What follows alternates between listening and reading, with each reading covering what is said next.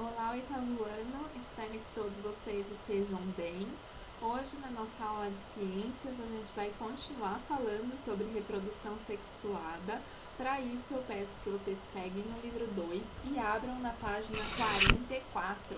Hoje a gente começa o nosso capítulo 9 e a gente vai falar sobre fecundação e desenvolvimento. A gente já sabe que a fecundação é o encontro do gameta masculino e feminino. Mas nesse capítulo a gente vai entender como que a reprodução sexuada se dá em diferentes espécies, porque em cada espécie ela vai acontecer de uma maneira diferente. E a gente também vai entender como se dá os diferentes tipos de desenvolvimento embrionário. No capítulo anterior, a gente entendeu as características da reprodução sexuada e a gente entendeu as vantagens de ter variabilidade genética em uma espécie. Como que isso é melhor para a adaptação dessa espécie no meio ambiente e como que precisa ser. Então, a gente viu que há necessidade de gametas e o encontro desses gametas. Mas vejam aqui na página 44, a gente pode observar um ser vivo se desenvolvendo. Você já viu esse ser vivo aqui? Consegue identificá-lo? Creio que você já tenha visto, em vários momentos da sua vida uma borboleta voando. Mas mais dificilmente você tenha visto ela saindo do seu casulo. Eu particularmente já vi casulos de borboleta, mas nunca presenciei uma borboleta saindo do seu casulo. Nunca tive a oportunidade de ver este momento aqui. Então, quando a gente vê uma borboleta voando por aí, ela passou por uma série de etapas antes disso. Ela está já no momento da sua vida adulta. Mas a borboleta é um ser que faz reprodução sexuada.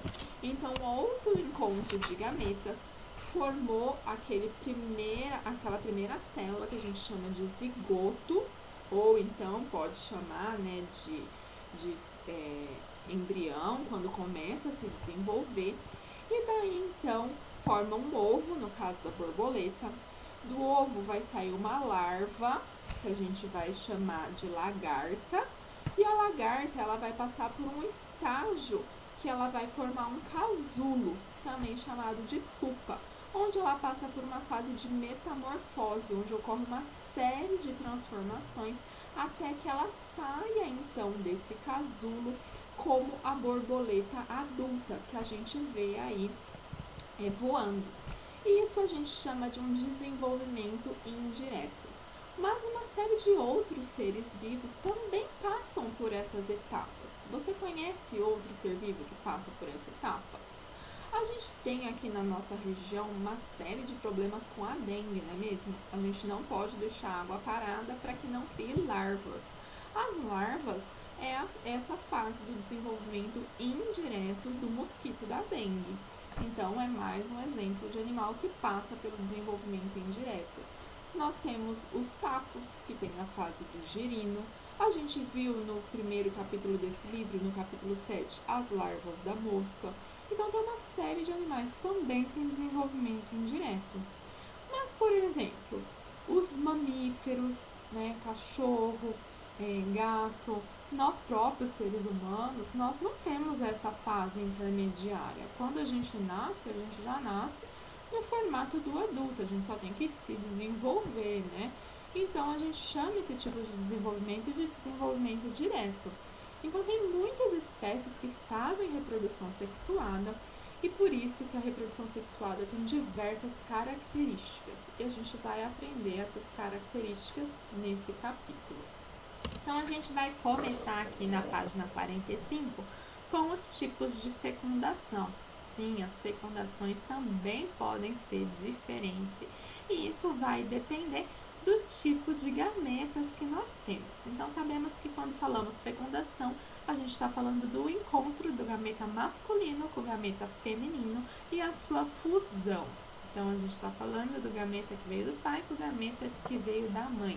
Mas esses gametas podem ter diversos formatos e diversas características. Quando a gente está falando de dois gametas que têm tamanhos iguais, formatos iguais e comportamentos iguais, então aqui, ó, vocês podem ver na letra A, nós temos dois gametas com tamanhos iguais, formatos iguais, comportamentos iguais. Aqui no caso, os dois vão nadar e se procurar mutuamente, porque os dois são móveis. A gente vai classificar isso aqui de isogamia. Iso significa igual, gamia de gameta. Então, a gente está falando de uma fecundação com isogamia, ok? E daí, quando a gente tem, ó, um gameta maior e outro menor, né? O maior é o feminino, o menor é o masculino. Mas os dois se comportam de maneira semelhante, porque os dois estão nadando, ó, os dois têm flagelos e ambos se procuram. A gente chama isso de heterogamia. Hetero significa diferente, tá bom? Mas os dois vão se procurar. Então, chama heterogamia, uma fecundação com heterogamia. E daí a gente tem o caso que a gente está mais acostumado, né, por causa da fecundação humana, que a gente tem o gameta masculino menorzinho, ele tem o flagelo e ele nada à procura do óvulo. E a gente tem, então, o gameta feminino grande, maior e imóvel. E o gameta feminino é em menor número. E nesse caso aqui da fecundação, a gente vai chamar esse aqui de oogamia, com dois Os, tá bom? Então, oogamia, tá? Então, esses são os três tipos aqui de fecundação que a gente chama, tá bom? Então, é a diferença dos tipos de gametas que a gente tem quando os gametas se encontram. Além disso, a gente pode classificar a fecundação de acordo com o local onde ela está ocorrendo. Se ela ocorre do lado de fora do corpo dos animais ou do lado de dentro do corpo dos animais. Se ela ocorre do lado de fora do corpo dos animais, essa fecundação é classificada como fecundação externa, porque ela está ocorrendo no ambiente. Então, uma série de animais faz fecundação externa. A maioria desses animais são animais invertebrados. Então, por exemplo, aqui o livro nos traz as medusas, né? A gente está acostumado aqui a conhecer como água-viva. Então, elas fazem fecundação externa. Elas lançam, tanto a medusa macho como a fêmea, lançam seus gametas na água. E daí os gametas vão se encontrar na água. Então, é importante lembrar que quando há fecundação externa, como os gametas, eles precisam, né, nadar para se encontrar, essa fecundação precisa ser ou em ambiente aquático ou em ambiente úmido, tá bom? Então, sempre que for fecundação externa, precisa de um ambiente aquático ou úmido. Um outro animal que faz a fecundação externa são os sapos. Olha aqui. Os sapos, eles têm que viver sempre em ambiente úmido ou próximo a lagoas, por causa da sua fecundação. Então, quando há a fecundação, o sapo macho, ele sobe nas costas do sapo fêmea, e daí ele abraça aqui, né, a sapo fêmea, e daí ambos lançam os seus gametas juntos na água. E daí esses gametas se encontram na água. Como é fora do corpo, a gente classifica essa fecundação como fecundação externa, tá bom? E daí, então, quando a fecundação ocorre dentro do corpo da fêmea, geralmente, a fecundação é interna. Como daí o macho precisa colocar os seus gametas dentro do corpo da fêmea, na maior parte das vezes, exige a realização de um coito. A gente chama de coito, cópula ou ato sexual. Tá? Quando o macho coloca os seus gametas no interior do corpo da fêmea. Então, ele deposita esses gametas dentro do corpo da fêmea e daí a fecundação vai ocorrer lá dentro do corpo da fêmea. E daí a gente tem algumas vantagens da fecundação ocorrer dentro do corpo da fêmea. E a gente tem aqui na página 46 uma tabela que compara a fecundação interna e a externa dos animais. Vamos entender quais são essas diferenças e quais são as vantagens e desvantagens de cada um. No caso da fecundação externa, vamos pensar na fecundação que está ocorrendo ou no mar ou numa lagoa. É um ambiente bem grandão que eles estão jogando todos os seus gametas lá. Então, vai precisar jogar bastante gameta, muitos gametas. Por quê? Porque esses gametas vão ter que ser produzidos e liberados, eles vão ter que liberar bastante gametas juntos ao mesmo tempo para que aumente a chance deles se encontrarem, porque o ambiente é muito grande, tá bom? E daí, pode ser que esses gametas sejam levados pelas correntes de águas e eles nem se encontrem, tá bom? Então, a gente vai ter uma menor chance desses gametas se encontrar. Mas, como tem bastante gameta produzido, tem um maior número de filhotes produzidos, tá bom? E daí, pode ser que esses gametas sejam predados por outros animais. E esses filhotes, como eles ficam aí nesses óvulos, ficam aí soltos no ambiente, pode ser que esses ovos sejam comidos por outros animais. Esses filhotes não têm tantos cuidados dos seus pais. Os filhotes também ficam mais suscetíveis a que outros animais os predem durante o desenvolvimento deles. E daí, se for animais ainda que ficam fixos no substrato, por exemplo, uma esponja do mar, ela não cuida, né, do seu filhote, tá? E na maior parte das vezes, não tem tanto sucesso, né, esse tipo de reprodução. O que a gente avalia como sucesso? Sucesso seria esse filhote se tornar um adulto, tá bom? Já a fecundação interna vai produzir poucos filhotes, tá? Produz pouquinhos filhotes, por quê? Porque esse encontro vai ocorrer dentro do corpo, geralmente da fêmea, e o espaço é pequeno.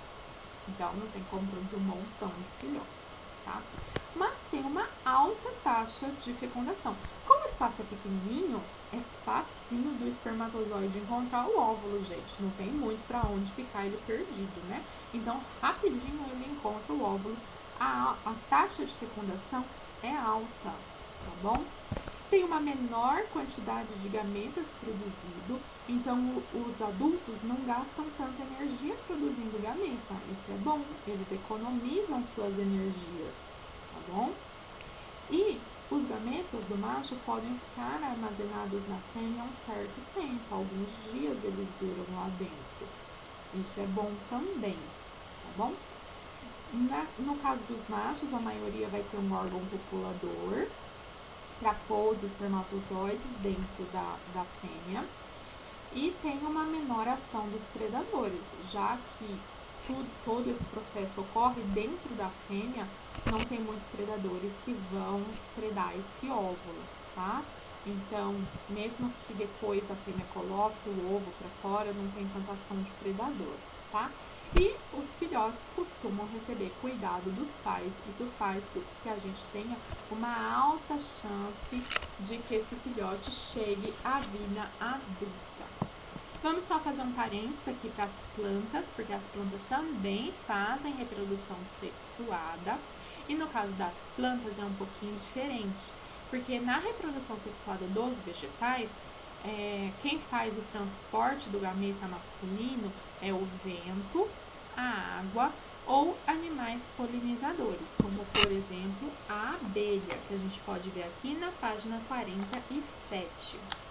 Quando a abelha ela vai em busca do néctar em uma planta, numa flor, ela se suja do grão de pólen. E daí, quando ela vai em busca do grão de pólen na outra flor, ela vai acabar, né, depositando o grão de pólen da flor anterior na nova florzinha. E assim ela vai levando o gameta masculino de uma flor para outra, de uma flor para outra.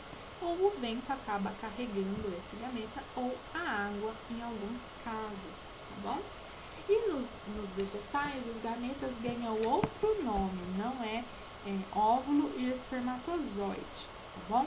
O gameta feminino vai ganhar o nome de oosfera e o gameta masculino pode ganhar o nome de células espermáticas, se a gente estiver falando de pinheiros ou árvores, né? As gimnospermas e as angiospermas, ou de anterozoides, se a gente estiver falando do grupo dos musgos ou do grupo das samambaias.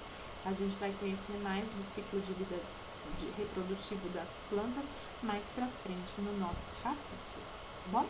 Na próxima aula, a gente vai aprender mais na classificação dos seres vivos quanto ao sexo. Até lá!